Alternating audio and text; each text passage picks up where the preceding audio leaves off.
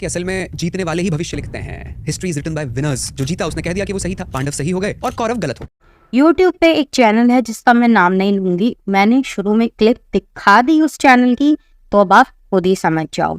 तो इस वीडियो में बहुत सी गलती है, जो एक गलती तो मैंने शॉर्ट्स में भी बताई है, आप शॉर्ट्स में जाके देखो, उससे आपको पता चल जाएगा। और भी बहुत सी इसमें बातें जो है कही गई हैं, तो वो हम आज उनकी सच्चाई देखते हैं, उनके पीछे की, कि उनमें कितनी सच्चाई है, कौन सी बात गलत है, कौन सी नहीं। देखो, सबसे पहले तो जो मैंने क्लिप स्टार्टिंग में ही लगाई थी, जिसमें इन्होंने कहा है कि इतिहास जो है वो हमेशा जीतने वाले लिखते हैं, इसीलिए पांडव जो है वो सही हो गए और कौरव गलत हो गए। ठीक है, ये बात इन्होंने लिखी है और ये महाभारत को लेके कही गई है कि पांडव जो है वो जीत गए ना, तो इसीलिए वो सही हो गए, और कौरव मारे गए तो वो गलत हो गए। तो सबसे पहले हम दो सारी बातों पे चर्चा करते हैं।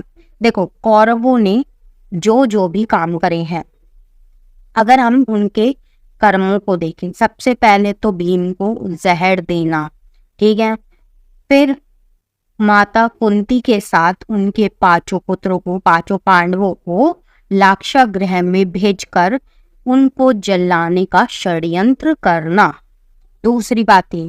तीसरी, द्रौपदी का चीरहरण, ये तो कहीं से कहीं तक भी सही नहीं था।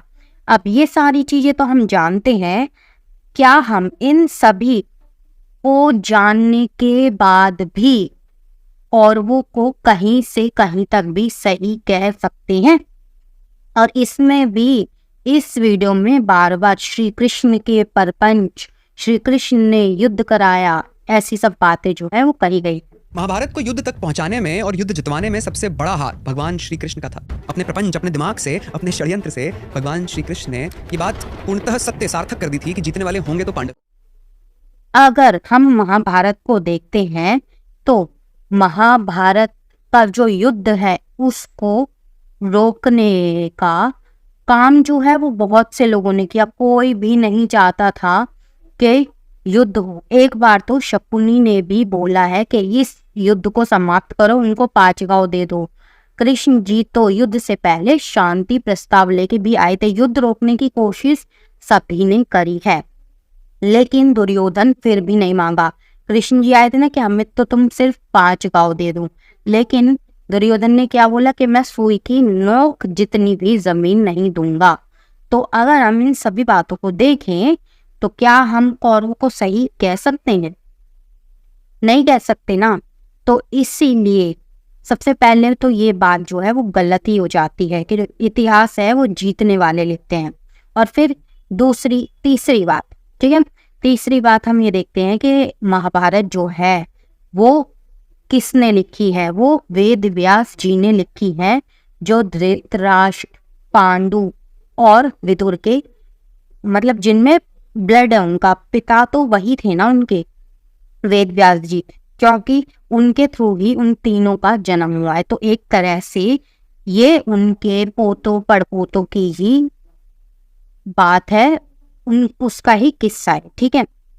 तो अगर हम ये कहें कि जीतने वाले इतिहास लिखते हैं, तो वेद व्यास जी अगर बायस्ड भी होते, अब हम एक तरफ ये देखते हैं कि चलो वेद व्यास जी बायस्ड हो गए, वो एक पक्ष की तरफ ज्यादा ही उनका झुकाव था, तो उनका झुकाव जो है वो किसकी तरफ होना चाहिए? वो पांडवों की तरफ होना चाहिए, नहीं कि कौरवों की तरफ होना चाहिए ना, क्योंकि जो ब्लड है कौरवों में वो वेद व्यास जी का ही तो है ना। धृतराष्ट्र का में जो है वो ब्लड वेद व्यास जी का है, और दुर्योधन, दुशासन, ये सब किसके पुत्र हैं?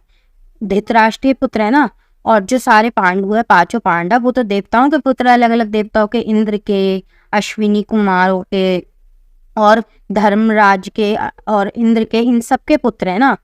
असली जो खून है वेद व्यास जी का वो तो कौरवों में है। तो अगर उनको बायस्ड होना होता तो वो किसकी तरफ होते? कौरवों की तरफ होते। लेकिन वेद व्यास जी बायस्ड नहीं है, उन्होंने महाभारत की कथा में वही बातें लिखी हैं जो हुई है।